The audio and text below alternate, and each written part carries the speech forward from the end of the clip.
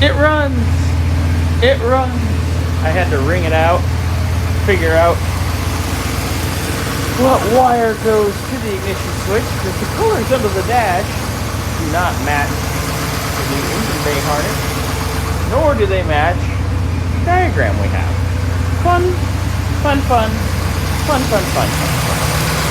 But they're running. Come on.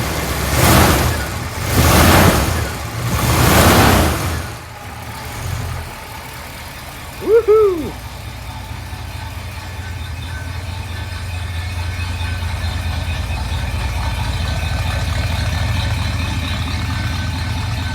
It's alive! Running. I put some trans fluid in it, got her shifting. Look, the top's down. We got the top working. Some clown hot glued this in because there's a broken tab. So we need to get the little lock pulley. Send that to Geoff. He can get a hold of bird nests and then that picture as well. But our top works. I mean, it takes forever, but it does work.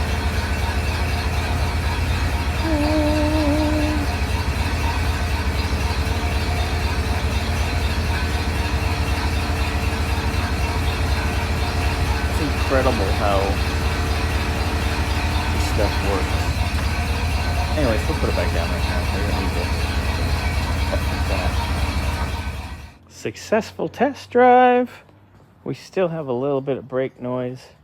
I didn't video because it was Geoff and I together. But, so we'll take it over to the shop in a week or two and go through the brakes a little more. But other than that, all we really need to do is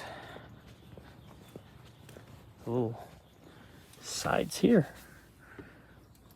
She looks pretty good.